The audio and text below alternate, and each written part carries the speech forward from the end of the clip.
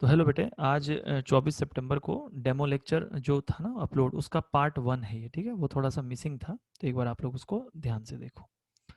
तो इसमें क्या है कि आज का टॉपिक है potential energy of continuous body, जिसमें कि मैंने बच्चों को ये पढ़ाया कि देख बेटा, अगर मान ले ग्राउंड है, ठीक है, और ग्राउंड से हम किसी बॉडी को एच हाइट ऊपर ले जाते हैं, तो सिंपल सी बात है, अगर आप एच हाइट ऊपर किसी बॉडी को ले जाओगे तो आप ये कहते हो कि सर वहां पर जो पोटेंशियल एनर्जी उसके अंदर आएगी that will be equal to mgh। ठीक, ये एनर्जी क्यों आती है? तो मैंने ये बताया था कि जैसे आप इस बॉडी को ऊपर लेके जाते हो तो ग्रेविटी इसको नीचे की तरफ खींचती है, और बेटा ग्रेविटी कुछ वर्क करती है। कितना वर्क करती है बताना? तो mgh, लेकिन माइनस में, क्योंकि बेटा बॉडी ऊपर गई है और ग्रेविटी उसको नीचे खींच रही है। तो ग्रेविटी ने इस पर इतना वर्क किया, नीचे मतलब माइनस में, मतलब खींचने की कोशिश करी। लेकिन जो एक्सटर्नल एजेंट था उसने क्या किया, इसी वर्क के अगेंस्ट उल्टा वर्क कर दिया। तो उसके उल्टा वर्क करने से क्या होता है बेटा? वो थकता है, और थकने से जो वो चीज है वो किसके रूप में स्टोर हो जाती है? पोटेंशियल एनर्जी के रूप में। तो जो इसका वर्क होता है ना ग्रेविटी के अगेंस्ट, वही जा करके पोटेंशियल एनर्जी के रूप में स्टोर हो जाता है। तो ठीक है भाई, समझ में आ गया पोटेंशियल एनर्जी क्या होती है, कैसे होती है। लेकिन this is the potential energy valid for a point mass. अब मेरा सवाल ये है कि मान लो कि मैंने एक रॉड लिया, और बेटा मैंने एक रॉड को ऐसे खड़ा कर दिया। अब रॉड का तो मैंने अगर जैसे ही बोला रॉड, तो रॉड का लेंथ एल है, रॉड का मास एम है। तो बेटा रॉड के अंदर भी कुछ एनर्जी है, लेकिन सवाल ये है कि आप रॉड में डायरेक्ट mgh नहीं बोल सकते।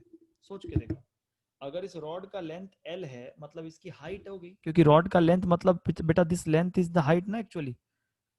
तो आप ये नहीं बोल सकते हो कि जो potential energy of the rod है, आप डायरेक्ट ये मत बोल देना कि सर दिस इज mgl, क्योंकि सर ये आप तब बोल सकते थे जब वो पॉइंट बॉडी होती। यहाँ पे चक्कर क्या है, चूंकि ये रॉड है तो रॉड में कई सारे छोटे छोटे पार्ट्स हैं, और हर पार्ट की हाइट धरती से देखो अलग अलग है। तो अगर हर पार्ट की हाइट अलग अलग है तो हर पार्ट की एनर्जी भी अलग अलग है। तो इस सवाल को टैकल करने का तरीका ये है कि आप क्या करोगे, कि इस सवाल को करने के लिए इसमें हमें छोटे छोटे पार्ट्स में सोचना होगा। तो छोटे पार्ट्स का मतलब एक काम करते हैं भाई, कि यहां से ना एक रैंडम हाइट वाई पर जाते हैं, और बेटा वाई पर जाकर के एक बहुत छोटा सा पार्ट लेते हैं जिसकी हाइट नेग्लिजिबल है, और इसकी लेंथ को क्या बोलते हैं? D Y. और कितनी हाइट पर है? वाई। बेटा ये पार्ट इतना छोटा लिया है ताकि इसकी हाइट में कोई चेंज ना आने पाए, ठीक है ना। तो एक बात बताओ, अगर एल लेंथ का मास एम था तो हम ये बोल सकते हैं कि ठीक है भैया, फिर यूनिट लेंथ का जो मास होगा वो एम बाई एल होगा। तो हम ये भी बोल सकते हैं बेटा, जो डी वाई लेंथ है, तो डी वाई लेंथ का जो मास होगा that is actually M by L D Y होगा। तो अगर बेटा डी वाई लेंथ का ये मास है, तो अगर मैं आपसे पूछूं कि इस छोटे से टुकड़े की पोटेंशियल एनर्जी बताओ, तो ये तो एक पॉइंट मास हो गया।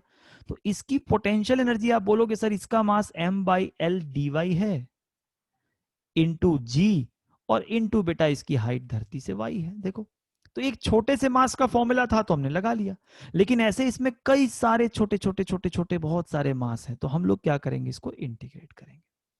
करेंगे तो बेटा ये u बराबर m बाई एल जी बाहर आएगा, और अंदर बचेगा y dy। बेटा चूंकि हमने यहां पर ओरिजिन माना है, तो आप यहां ओरिजिन माने हो तो आप बोलोगे sir y is integrated from 0 to y। मेरी बात समझ में आ रही है बेटा? It is integrated from 0 to y। ठीक है मेरे भाई? अच्छा, तो एक बात बताओ, अगर मैं 0 टू y बोलता हूं तो बेटा आप इसको इंटीग्रेट कर दोगे, ठीक है ना। और 0 टू y की जगह इसको 0 टू l ले लो, क्योंकि लेंथ l है ना। ठीक है, तो कितना आएगा बेटा? m by L G Y D Y का इंटीग्रेशन वाई स्क्वायर बाई 2 होगा, and we are integrating from 0 to l। फिर बेटे इसको बड़े प्यार से सॉल्व करेंगे, this is M G by L, ये आपका upper limit minus lower limit वाले फंडे से l से l कटेगा, आपका आंसर आएगा बेटा एम जी एल बाई 2। ठीक है, मतलब आपने क्या देखा कि इसका आंसर कितना आया? एम जी एल नहीं आया। ये जो हमने सोचा था कि हाइट एल है तो एम जी एल आएगा, ये नहीं आया। आंसर आया एम जी एल बाई 2। तो यार यहां से एक चाहे तो एक शॉर्टकट बना सकते हैं। क्या शॉर्टकट बना सकते हैं? सुनो, शॉर्टकट हम ऐसा बना सकते हैं, ध्यान सुनना बेटा, शॉर्टकट हम ऐसा बना सकते हैं कि देखो सर, अगर एक कॉन्टिन्यूअस बॉडी थी जो हमने यहां बनाया था, ये बॉडी थी, तो नवीन सर इस बॉडी की हाइट कितनी थी L, और इस बॉडी का मास कितना था M, लेकिन जो इसकी पोटेंशियल एनर्जी आई वो आई mgL/2। तो बेटा आपने एक सेंटर ऑफ मास का कॉन्सेप्ट पढ़ा है। सेंटर ऑफ मास का कॉन्सेप्ट ये कहता है कि आप किसी भी बॉडी को उसके सेंटर पर विजुलाइज कर सकते हो, याद होगा ना। अभी सेंटर ऑफ मास के कॉन्सेप्ट को मैं बहुत डिटेल में पढ़ाऊंगा, टेंशन ना लो। आप किसी भी बॉडी को उसके सेंटर पे विजुलाइज कर सकते हो, याद करो। तो मैं ये बोलना चाहता हूं, बेटा ध्यान समझना, मैं ये बोलना चाहता हूं कि इस रॉड का सेंटर बीच में होगा, and this is at a height of L/2। तो हम इस पूरे रॉड को इसके सेंटर से मास से रिप्लेस कर दिया, ये M है और ये हाइट L/2 पे है। तो हम ये बोल सकते हैं कि यार this figure is equivalent to this. और अगर इस फिगर को ऐसा सोचे तो कोई पूछेगा सर इसकी पोटेंशियल एनर्जी क्या है, तो हम जानते हैं पॉइंट मास के लिए mgh होता है, mg, और ये L/2 है। तो पोटेंशियल एनर्जी इज mgL/2। मतलब अगर कोई भी कंटिन्यूअस बॉडी होगी तो बेटा ऐसा करना है, ठीक है। एक कॉन्सेप्ट और बताना चाहूंगा, देखो जैसे होता है ना कि मान लो कोई एक बंदा है जिसके पास 20 रुपए हैं, मैंने वो कॉन्सेप्ट क्लास में डिस्कस भी किया, आप देख सकते हो। तो वो कॉन्सेप्ट ये था ना कि आप एनर्जी को प्लस और माइनस दोनों में लिख सकते हो, आपको अगली वीडियो में मिल जाएगा डिटेल कॉन्सेप्ट।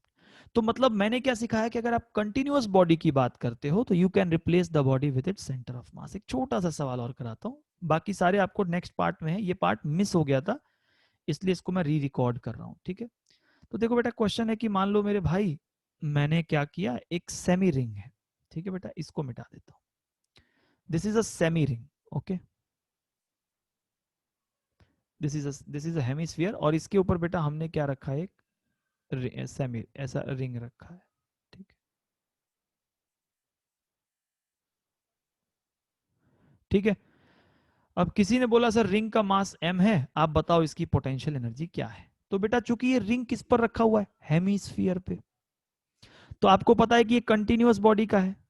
ये क्या है सर, ये आपका एक, ये जो है चेन है, इसको स्प्रिंग मत समझना, चेन। तो मैंने क्या बोला, chain is a continuous body. तो आप इसके लिए क्या लगाओगे, तरीका आपको पता है। तो तरीका क्या होगा, सुनो, आप इसको इसके सेंटर ऑफ मास से रिप्लेस कर लो।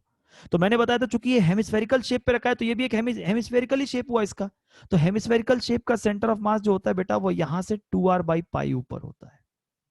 तो आप क्या करो, इस पूरे मास को यहां इमेजिन कर लो, और अगर यहां इमेजिन करोगे तो आप तुरंत बोलोगे potential energy is equals to M G और 2r/पाई, बस। और आप इसमें जूल लगा दोगे।